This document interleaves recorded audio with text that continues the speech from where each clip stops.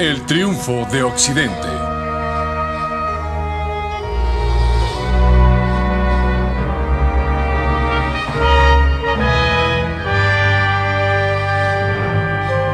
Una mirada a la historia mundial.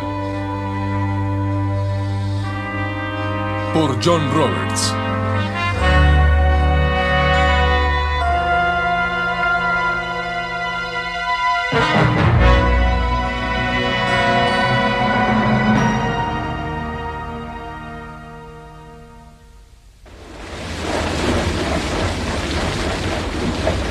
Cuando el siglo XVIII dio paso al XIX, la historia se aceleró. El paso del cambio se aceleró, funcionaron fuerzas nuevas y el hombre sintió una nueva confianza. Confianza en la nueva tecnología, confianza en ideas nuevas estimulantes, confianza en que el cambio era para mejorar, confianza en el progreso. Adelante, adelante, caminemos, que el mundo gire para siempre por las rutas del cambio. Eso escribió el poeta Tennyson a mediados del siglo XIX. Entonces sus compatriotas estaban seguros de que ellos eran los herederos de las eras, herederos de los logros acumulativos, científicos, morales y culturales del mundo, y también seguros de que tenían un mensaje para el mundo. Este es uno de los monumentos más conocidos en Londres al príncipe Alberto. Un monumento a un príncipe muy especial, un hombre que, entre otras cosas, pensó que su mejor momento fue la organización de la Gran Exhibición en 1851. Una exhibición que mostró a los victorianos la gran cantidad de riqueza y abundancia que la civilización industrializada podía ofrecerles. El príncipe Alberto era un hombre que se sentía que estaba al corriente de las ideas avanzadas de su época, un hombre de mente moderna. Su monumento es una alegoría compleja de la mitología progresiva de su época. Encima está una cruz, símbolo central de un cristianismo aún supremo, sostenida por ángeles. Y un poco más abajo están las virtudes cristianas de la fe, esperanza, caridad y humildad. Tienen un lugar preponderante, pero justo abajo de ellas están la agricultura, el comercio, la ingeniería y la industria. Consejo del nuevo evangelio práctico y victoriano del progreso. Hoy presentamos monumentos al progreso. De hecho, en el siglo XIX, el progreso se convirtió para algunas personas en un ídolo o un culto. Por hecho, que era una prueba para la civilización, para ver si podía producir cambios y cambios del tipo que traería mejorías. Se pensaba que la civilización no debía solamente aceptar el cambio, sino que debería buscarlo, incluso tal vez imponerlo a aquellos que no lo querían por la fuerza. Así que los victorianos institucionalizaron el cambio instaurando organizaciones de ciencia e investigación y controlando el progreso de lo que Tennyson llamó el avance de la mente. Había algunos que tenían dudas, que se preguntaban sobre el costo del progreso y lo que traería. Pero eran la minoría. Más gente pensante del mundo occidental que nunca en el siglo XIX consideró que el mundo seguía mejorando y que iba a continuar por ese camino. Una razón de esa confianza fue que un antiguo espectro había desaparecido. Por fin había en un país tras otro suficiente comida para alimentar a una creciente población. Los europeos habían trabajado para encontrar formas de producir más comida desde la Edad Media. Fue en el siglo XVIII cuando las cosas empezaron a cambiar, sobre todo en Inglaterra. Ahí, grandes terratenientes, no solo nobles, sino también plebeyos, como Thomas Coke de Norfolk, iniciaron el cambio. En 1776, Coke había heredado no solo una casa estilo palacio en Holkham y uno de los sitios agrícolas más grandes de Inglaterra, sino también un lugar en el Parlamento. Los asuntos públicos y una aptitud para los negocios lo llevaron a mejorar las ovejas con la crianza científica. A su debido tiempo, sus inquilinos erigieron un monumento para celebrar no solo la riqueza que había logrado generar Coke, sino a las bestias y al pueblo que juntos parecían ser capaces de generar abundancia en esta tierra. Más lana, más carne por hectárea que nunca. Pronto, los granjeros de toda Inglaterra experimentaban con formas de desarrollar nuevas razas de animales para diferentes propósitos. Y como resultado, la apariencia física de los animales cambió.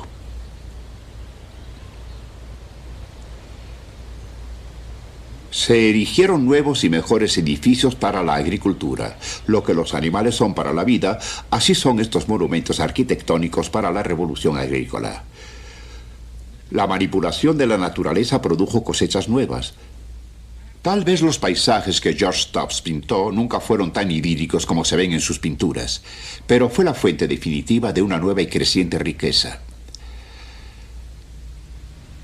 La revolución agrícola fue un evento en la historia humana de importancia colosal.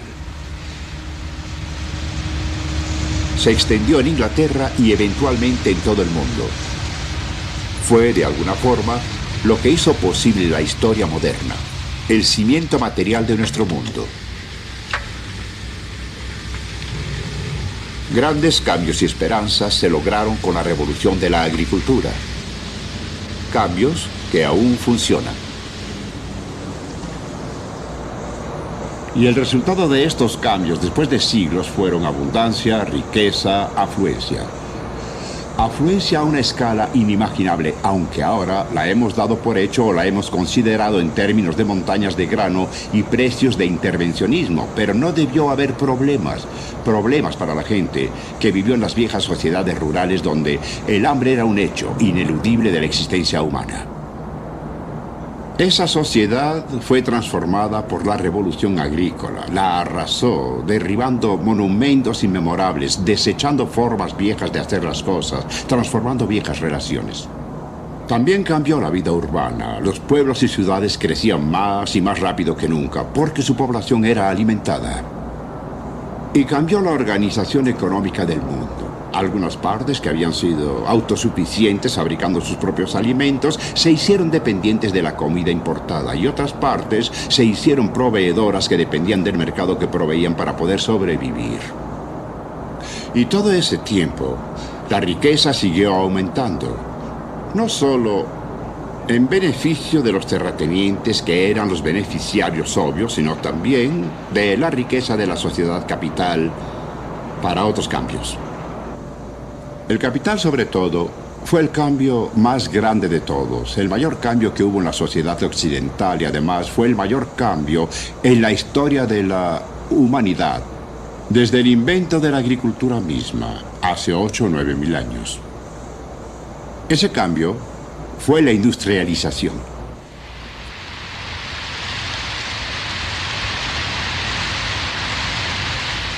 Hubo una época en que la sociedad industrial nunca había existido. Nadie siquiera se había imaginado algo así. Pero al pasar de los siglos, lentamente las máquinas comenzaron a moverse con algo más que los músculos.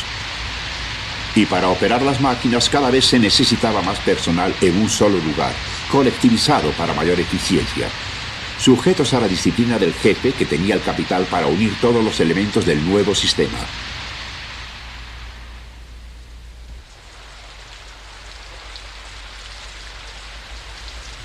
Uno de los primeros signos de estos cambios fue la aparición en toda Europa de molinos y fábricas aisladas, a menudo cerca de algún río y cercanos a grandes centros de población.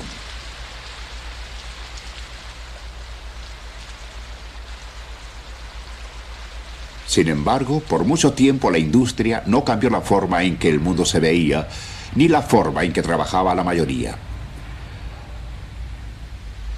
La economía aún era abrumadoramente rural.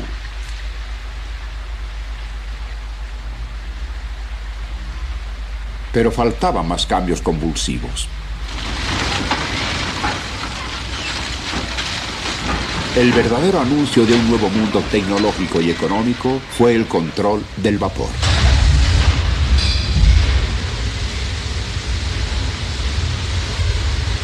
El poder que el vapor podía desatar fue malentendido por más de 2000 años. Pero en el siglo XVIII fue posible aprovecharlo eficazmente para la industria. En el siglo XIX, el vapor se convirtió rápidamente en una fuente de energía que dominó la industria. Hizo posible la Europa industrializada. Pero antes de eso, alrededor del año 1830, los franceses inventaron la frase revolución industrial. Para que la gente se diera cuenta de lo que estaba pasando, rivalizaba o tal vez sobrepasaba en importancia a la Revolución Francesa, que aún atormentaba la mente de todos.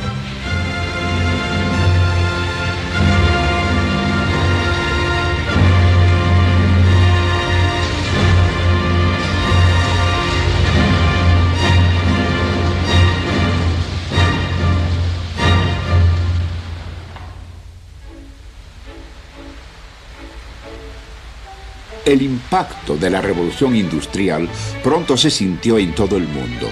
El proceso todavía se puede ver en las huellas físicas que dejó en el camino.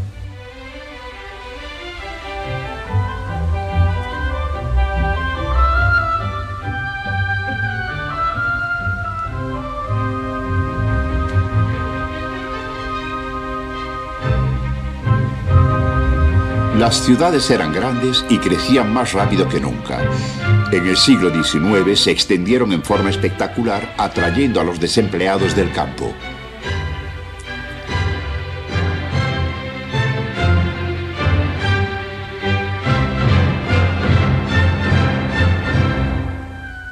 Y las grandes ciudades requerían más y más, no solo de obreros, sino de la fuerza que había hecho posible sus fábricas.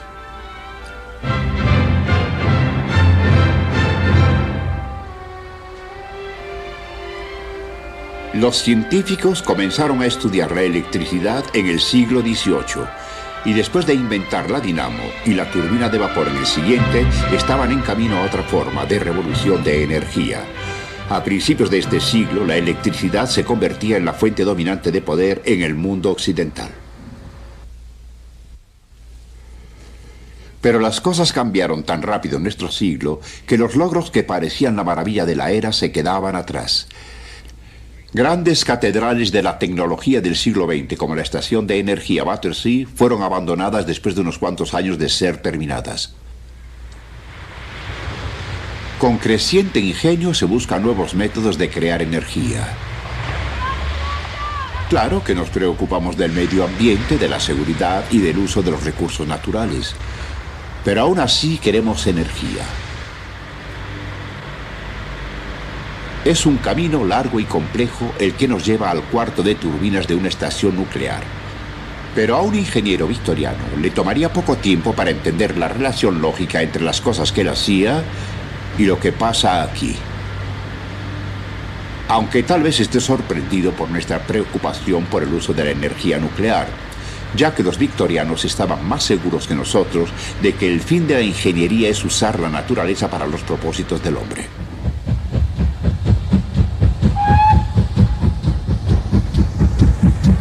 El vapor también hizo posible una revolución en el transporte y las comunicaciones. Gran Bretaña fue el primer país que basó su economía en el ferrocarril. Los ingleses aprendieron en una generación que la distancia de Londres a Edimburgo era cuestión de unas cuantas horas. La geografía se redujo, las diferencias regionales fueron socavadas, viejos mercados cerrados fueron reabiertos. Pronto los continentes fueron atravesados por ellos. En 1885 se terminó el ferrocarril canadiense del Pacífico, pero antes de eso los Estados Unidos fueron atravesados de un océano hasta el otro. También fueron utilizadas otras formas de comunicación. El cable transatlántico de Nueva York a Londres se terminó en 1860. Pronto todo el mundo quedó unido por una red de telégrafos. En 1869 se terminó el canal de Suez, acortando el paso de Inglaterra a su imperio de la India unos 8.000 kilómetros. El mapa de comercio cambió, y con él la historia de los puertos. Algunos puertos históricos como Venecia, el gran foco medieval del comercio con el este, declinó. Estaban en un lugar equivocado para explotar el patrón nuevo de comercio mundial que surgió en el siglo XIX. Los barcos cambiaron. Un barco moderno podía cargar todo el tonelaje que llegaba en un año a los muelles de Venecia. Los puertos que florecieron estaban orientados hacia el comercio del Atlántico o tenían industria interior. Una ciudad como Hamburgo, que en el medioevo perdió su importancia, revivió en el siglo XIX porque su posición le dio el manejo de la riqueza de la Alemania industrializada. Alemania, Inglaterra y Norteamérica en 1900 eran gigantes del mundo industrial. Su comercio dominaba la economía del mercado internacional de todo el mundo.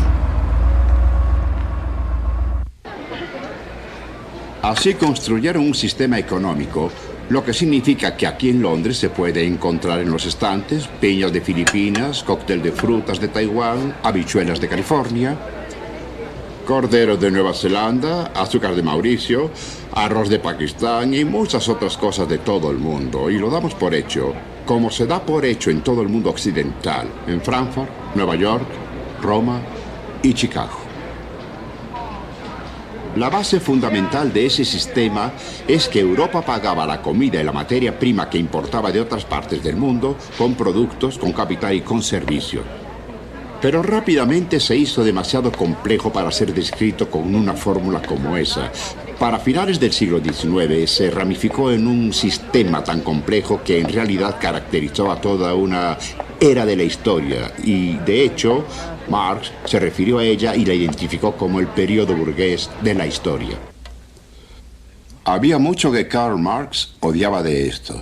Sin embargo, en el Manifiesto Comunista describió la sociedad industrial que la burguesía había logrado en términos rapsódicos y de asombro. Dijo: ha ejecutado trabajos más maravillosos que la construcción de las pirámides egipcias, los acueductos romanos y las catedrales góticas. El dominio de las fuerzas de la naturaleza, el invento de maquinaria, la aplicación de la química a la industria y a la agricultura, barcos de vapor, ferrocarriles, telégrafos, la construcción de canales. ¿Qué antiguas generaciones tenían una remota idea de que esta energía productiva dormía bajo la cuna del esfuerzo asociado?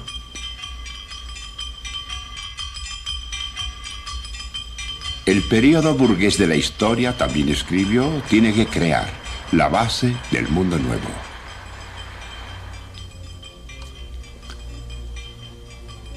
Pero el asombroso aumento de riqueza que Marx admiró se consiguió a un precio que le molestaba.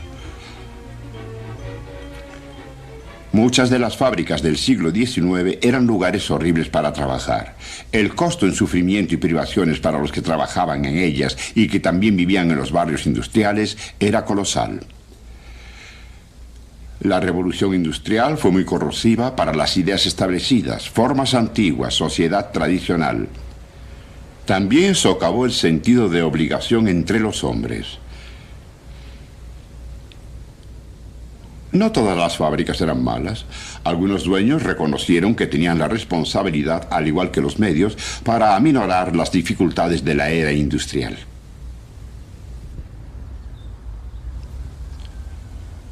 En Norteamérica y Europa, algunos filántropos idearon pequeñas utopías ideales, comunidades industriales planeadas como esta en Lombardía, construida por un magnate del algodón llamado Benigno Crespi.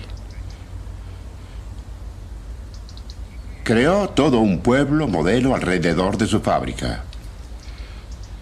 Para producir un medio ambiente ideal, había casas modernas que eran espaciosas e higiénicas, comparadas con las sobrepobladas casas de Milán.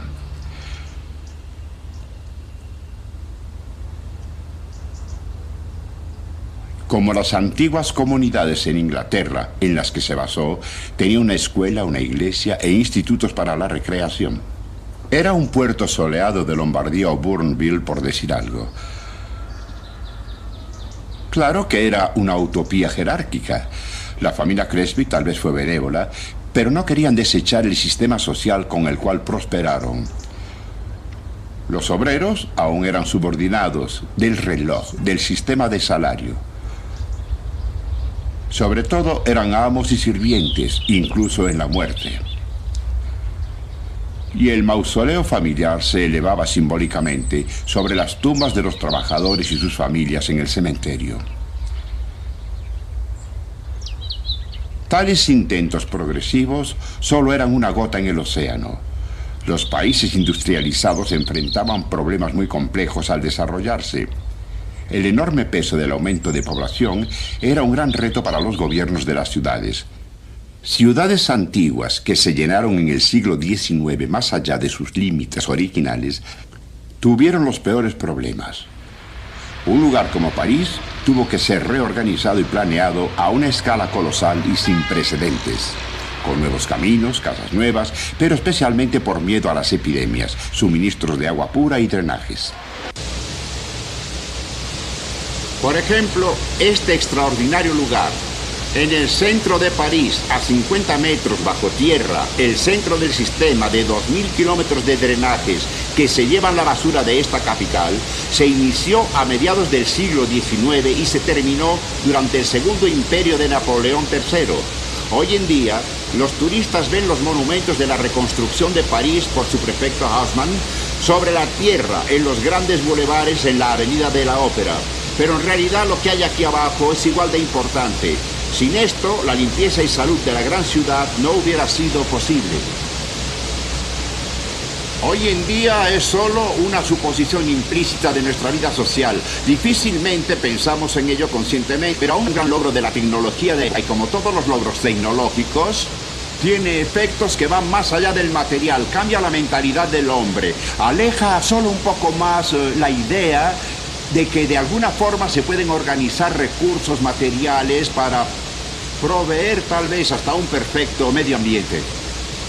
La utopía se hace un poco más posible. La espectacular reconstrucción de París por el barón Haussmann en 1860, probablemente debido a su preocupación por el orden público y a su entusiasmo por el progreso social.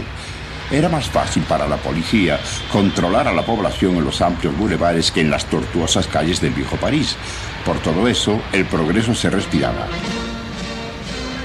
La Revolución Francesa en 1789 lanzó al mundo la idea del cambio político consciente. Retaba a la tradición, la religión, las leyes naturales y al orden establecido de las cosas. Los franceses aún celebran la revolución cada año, siempre se ven a sí mismos como guías y modelos para los desafortunados que no han recibido el regalo de la civilización. Muchos revolucionarios estaban seguros que lo que hacían tenía un significado universal. Mirabeau, el brillante líder disoluto de la Asamblea Nacional, impulsó a sus compatriotas para ser los legisladores de la humanidad.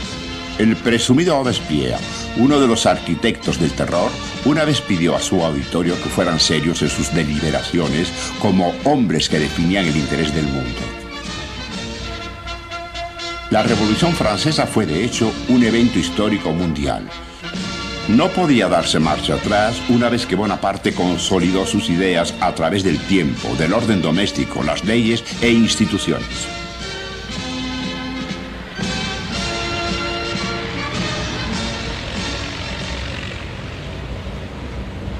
Con alguna continuidad, desde 1789, Francia ha tenido una Asamblea Nacional. Y al avanzar el siglo XIX, otros países comenzaron también a tener parlamentos. Por eso, edificios como este comenzaron a aparecer en toda Europa, y es una expresión en arquitectura, de otra consecuencia importante de la Revolución Francesa. Se puede decir que fue el logro de la culminación de la idea del invento de la política moderna. La noción occidental que ahora se ha extendido en todo el mundo, que la forma de lograr cambios en asuntos públicos y de hacer negocios públicos es con discusiones, con negociaciones, en salas o en los mercados hechos por mucha gente o por poca. En casi toda la historia humana nunca hubo tal cosa. La noción de política como la conocemos, que no era una idea muy conocida en el exterior excepto en Gran Bretaña y los Estados Unidos antes de la Revolución Francesa, es que el bien público se puede discutir con toda libertad. Se construyeron edificios, esta es la Cámara Francesa de Diputados, y en ellos la política tendía a tomar una cierta forma o modo que le debe algo a otra herencia de la Revolución Francesa, la idea de que se puede enfocar toda la política alrededor de un tema central, que se describe como estabilidad versus libertad, progreso versus reacción, el pasado versus el futuro. Y era una idea que regresaba al lenguaje de izquierda y derecha, que fue inventado en la misma revolución, en las primeras asambleas revolucionarias. Los que estaban en contra de más movimiento por el camino revolucionario se sentaban a la derecha del presidente.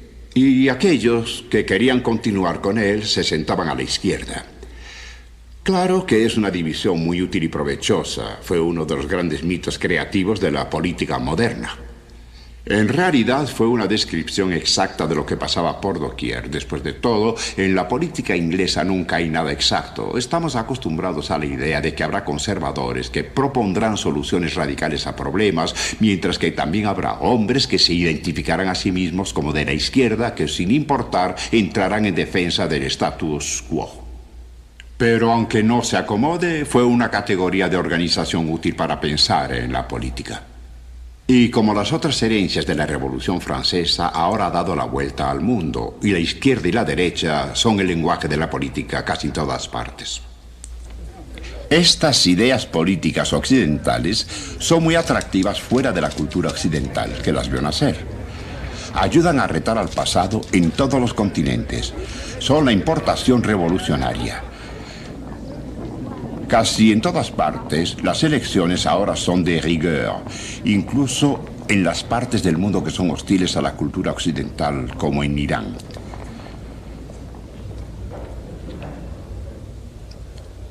También en estos países, las formas y mitologías políticas del oeste pueden verse funcionar, y también algunas creencias seculares del oeste que heredaron algo del antiguo poder de la religión.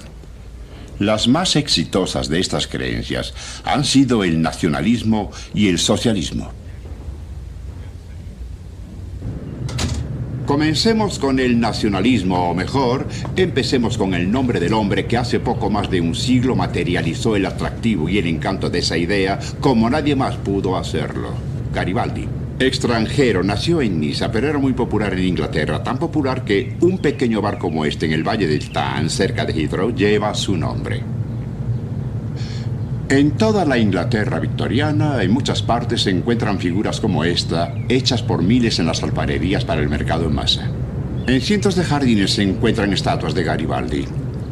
Había una en el Jardín del Topo, en el Viento y los Sauces.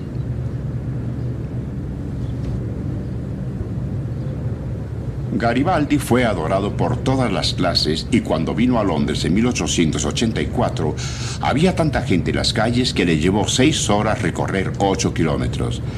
Las duquesas se enorgullecían de estar junto a él y una de ellas incluso lo llevó a Eton para que pudieran vitorearlo y lo vitorearon. Karl Marx, y puede remarcarse, pensó que la visita fue lo que llamó un miserable espectáculo de imbecilidad. Pero la clase trabajadora nunca fue a vitorearlo como lo hicieron con Garibaldi. No fue solo porque Garibaldi fue un caballero, que lo fue, ni porque era el gran líder guerrillero de la época, que también lo fue. Tampoco fue porque tenía una figura espléndida de hombre. Alguien dijo, tiene el corazón de un león, aunque continuó diciendo que lo combinaba con la cabeza de un buey. Era admirado porque materializó una gran causa y una gran idea. La causa y la idea del nacionalismo. En aquel entonces, la idea del nacionalismo se unía inseparablemente en la mente con la idea del liberalismo y el progreso. Fue una idea con futuro. Las ilusiones sobre ella no habían desaparecido. Y Garibaldi, la causa que representaba, materializaban esa idea. Nació en 1807 en Niza. Entonces no era parte de Francia, sino que era parte de una docena de pequeños estados en los que se dividía Italia. Garibaldi era el héroe de los que querían unir esos estados en una sola nación y liberar a los italianos del dominio austriaco. Se convirtió en el general de guerrilla sobresaliente de la época y después organizó la unificación final de Italia, empezando en Sicilia.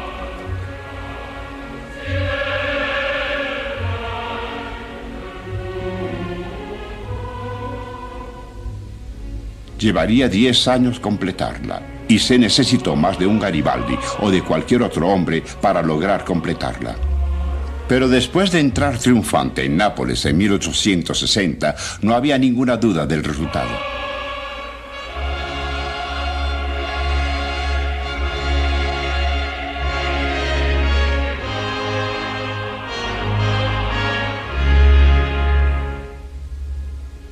El Risorgimento, como llamaban a la gran causa, tenía encanto, poesía y lecciones prácticas también para los no italianos.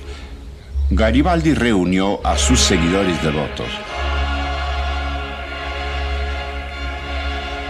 Fueron la primera brigada internacional de hermanos de armas en busca de la liberación. Los Garibaldinis, cuyos bustos se encuentran ahora en Roma, llegaron de toda Europa, polacos, húngaros, irlandeses y muchos otros que veían en la lucha de Garibaldi una que en realidad era de ellos.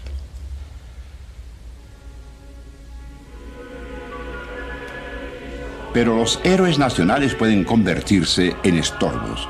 Una vez que la unidad fue asegurada, permitieron que Garibaldi se retirara de la política activa a su casa en Caprera, una isla en la costa de Cerdeña.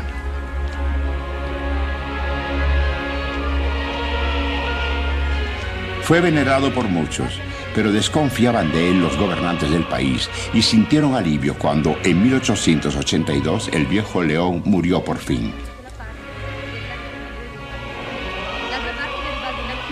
Pero su leyenda sobrevivió y aunque fue arrojado de la política, esa leyenda pudo ser útil para construir un sentido de nacionalismo entre la gente que tenía solo una vaga idea de lo que era Italia.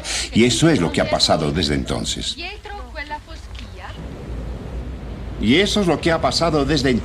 Primero, independencia, unidad. Desde arriba, por presión de los oficiales, intelectuales, políticos y artistas. En 1870 Italia fue oficialmente una nación-estado. Ya no había romanos, ni venecianos, ni siameses, ni florentinos. Solo había italianos. Y así Italia se embarcó en una campaña para explicarles eso. El resultado fue este asombroso edificio. Es el monumento en Roma al rey bajo el cual Italia se unificó, Víctor Emanuel II. Oficialmente se llamó el altar de la patria. Un poco irrespetuosamente lo llaman pastel de boda. Sin duda por la brillantez del mármol Breccia con que está hecho, que difícilmente se quedará con los tonos agradables de las casas romanas que rodean el monumento. Las estatuas alegóricas representan unidad, libertad, sacrificio personal y temas así. En este monumento está sepultado el soldado desconocido de Italia.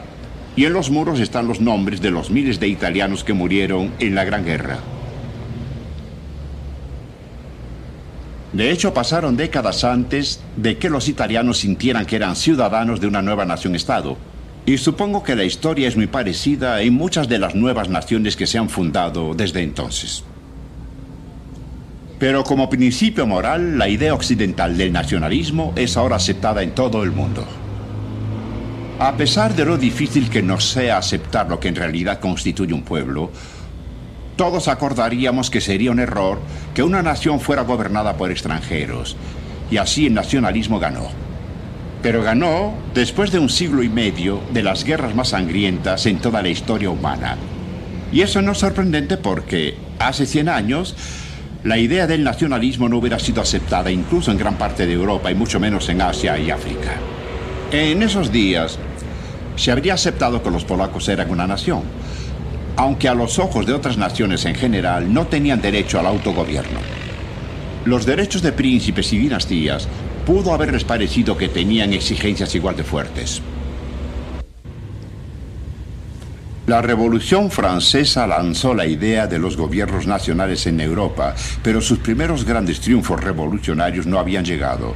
En un poco más de un siglo, en 1919, el mapa de Europa cambió. El continente fue formalmente organizado en naciones-estado. Desde entonces, los mitos del nacionalismo no han desaparecido, a pesar de las desilusiones que trajo el tiempo.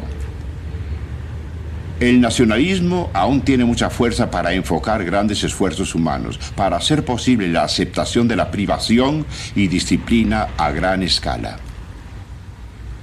Y ahora estos mitos y símbolos le han dado la vuelta al mundo.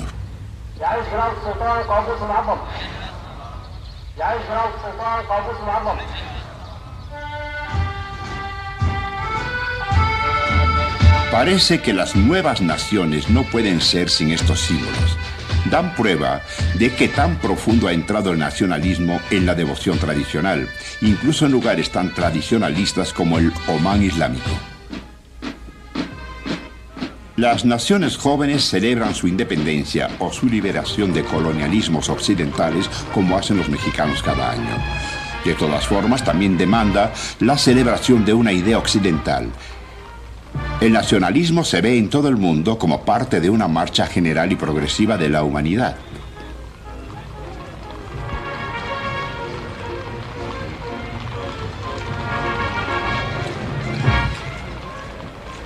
Pero el nacionalismo pronto fue seguido por otra fe secular del siglo XIX, otra fuerza que quería cambiar al mundo. El socialismo puede definirse de muchas formas. Todas contienen suposiciones de que los privilegios con raíz en nacimiento o riqueza son malos, que las desigualdades entre los hombres son malas y que deben ser corregidas por acción política. La unidad de la clase trabajadora debía lograr esto. Algunos socialistas aún creen que las ideas de la Revolución Francesa de libertad, igualdad y fraternidad son inseparables. Pero los socialistas tienden a enfatizar la igualdad. Y la igualdad es ahora un tópico de la política progresiva en todo el mundo. Pero estas ideas cristalizaron primero en Europa y deben su surgimiento al industrialismo y a la organización de los trabajadores europeos para defender sus intereses en el siglo XIX. Esta mina de carbón está en Carmaux, un pueblo en el sur de Francia. Aquí, a principios del siglo XIX, un joven intelectual francés ayudó a organizar a los mineros en una serie de huelgas devastadoras en contra de los magnates locales. Ese joven, Jean Jaurès, como resultado fue electo a los franceses por este distrito. Aquí era muy querido. Pero difícilmente hay un pueblo o aldea en Francia que no tenga una calle, un lugar o una avenida Jean Jaurès. Se hizo famoso en todo el país como la personalidad dominante del socialismo francés. Jaurès assassiné.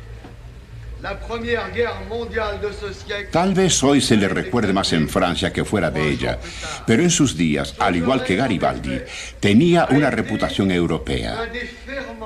Se hizo socialista, sabía las implicaciones internacionales de su fe, de la igualdad y la hermandad del hombre.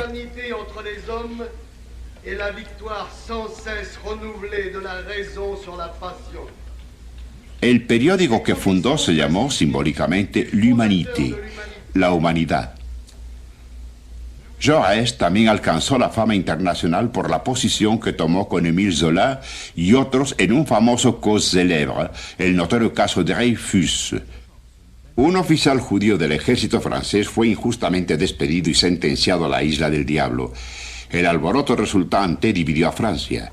Jaurès tomó la defensa del individuo, al cual algunos socialistas querían ignorar porque era miembro de la clase gobernante. Una huelga de mineros puso a Jaurès en el camino de la eminencia política, pero también llevó a los vidrieros locales a una famosa victoria. Pero no solo era un gran líder e inspirador de huelgas, tenía un lado práctico. Fundó en Albi una cooperativa de vidrieros para fabricar botellas para el gran número de viticultores. Hasta 1984 aún funcionaba en su lugar original, empleando a muchos trabajadores en una empresa democrática colectiva en la que se reparten las ganancias. Jaurès entró poco a poco al socialismo después de haber llegado a la política, y esto lo hizo desde un ambiente intelectual. Era uno del pequeño grupo de jóvenes brillantes, la élite francesa que ascendería desde las provincias hasta la Escuela Normal Superior en París, en la cima del sistema francés muy selectivo de educación superior. Y después de entrenarse ahí y graduarse con distinciones, regresó aquí al sur para enseñar en Toulouse y enseñó humanidades, filosofía y las lenguas clásicas. Y aún años después, cuando presentó su tesis en la Sorbonne para su doctorado, la tesis suplementaria fue escrita por él, como tenía que ser en esos días, en latín. Por cierto, su tema fue los orígenes doctrinales del socialismo alemán. Tal vez no sea sorprendente que con sus cualidades intelectuales, además de ser un buen orador, Jaurès debió llegar a ser en 1914 la figura dominante del socialismo francés y, de hecho, una de las figuras más conocidas en el socialismo europeo. No fue sorprendente, pero sí muy importante. En esa época, la tendencia prevaleciente del socialismo europeo venía de Alemania, un marxismo determinante y rígido. Ahora, Jaurès leyó a Marx, lo admiraba, aprendió mucho de él. Pero su socialismo se basó en una tradición francesa diferente, más liberal y menos abiertamente determinista. Tal vez por eso fue capaz de acudir en ayuda de Dreyfus cuando el asunto salió al público. Mientras que otros líderes socialistas de la época solo vieron una disputa entre miembros de la clase capitalista de la cual el proletariado podía mantenerse alejado. Jaurès le vio una relación con la idea y los ideales que pensaba le llegaban de la Revolución y de los grandes pensadores del siglo de la Ilustración, los ideales de la razón y la tolerancia. Por lo que pensó que el socialismo debía suministrar la culminación lógica. Y así, cuando emprendió la terminación de la República con el socialismo, como él dijo, lo que de hecho estaba haciendo era proponer un tipo más aceptable y más optimista de socialismo a la gente que lo aceptaba de aquel que sentían que se materializaba en el marxismo alemán ideológico, disciplinado y dogmático. Al acercarse el final del siglo XIX, el foro público donde se discutían estos asuntos era el Segundo Internacional. La Organización Internacional de Movimientos de la Clase Trabajadora que se esperaba podría coordinar esfuerzos internacionales para lograr la victoria socialista. La Segunda Internacional fue importunada por las preguntas de cómo podían lograrse las metas del socialismo. Los marxistas ortodoxos alemanes decían ser los guardianes de la tradición del maestro. Querían imponer una unidad formal en el movimiento. Otros, Jaurès entre ellos, querían acercamientos más pragmáticos. Jaurès usó su periódico L'Humanité para retar las ideas extremistas de los marxistas y de los nihilistas y terroristas con su visión más amable del camino al progreso. Progreso basado menos en la economía determinista que en las para él verdades persuasivas evidentes del siglo de la Ilustración.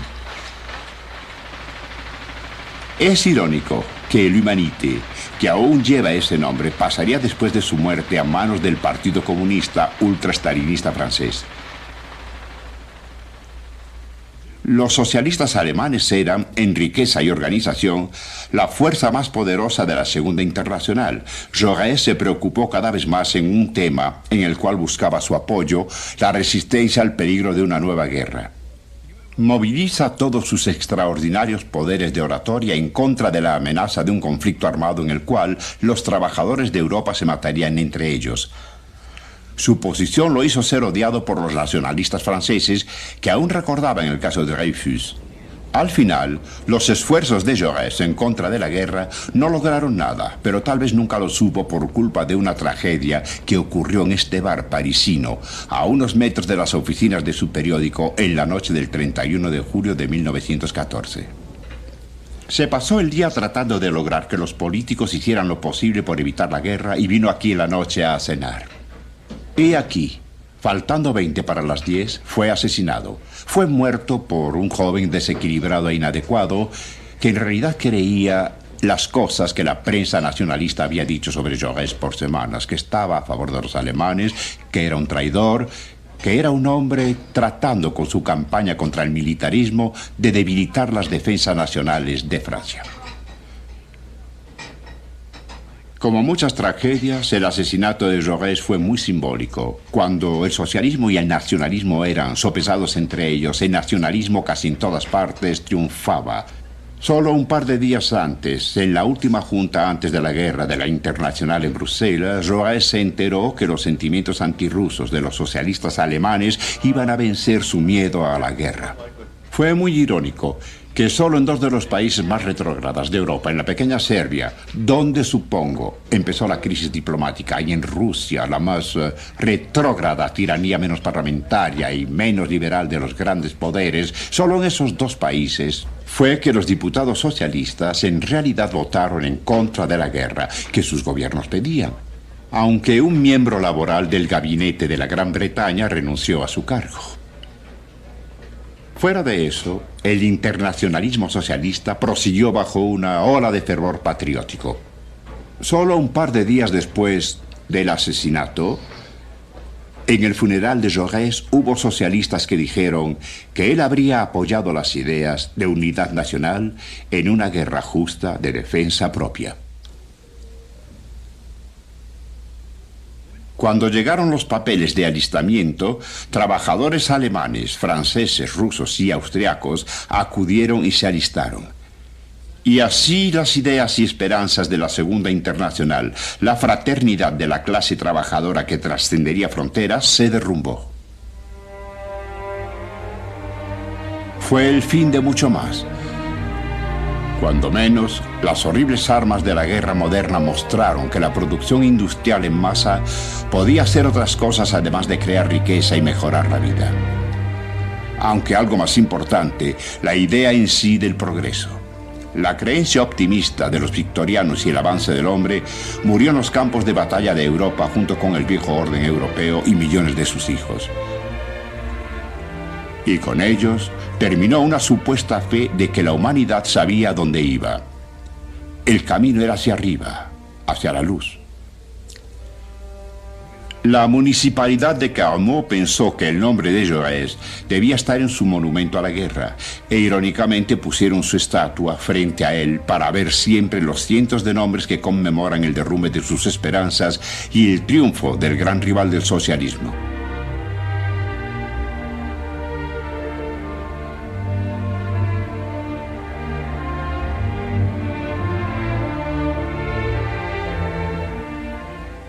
En las afueras de Albi hay otro recuerdo de las ironías de la historia.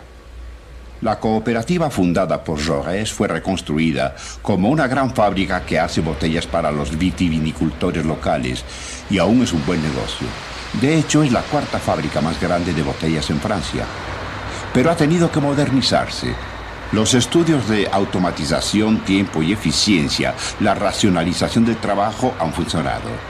Y ahora el número de empleados en la cooperativa es solo una fracción de lo que era en los días de Jaurès. Más de la mitad de la fuerza de trabajo se vio obligada a buscar trabajo en otra parte.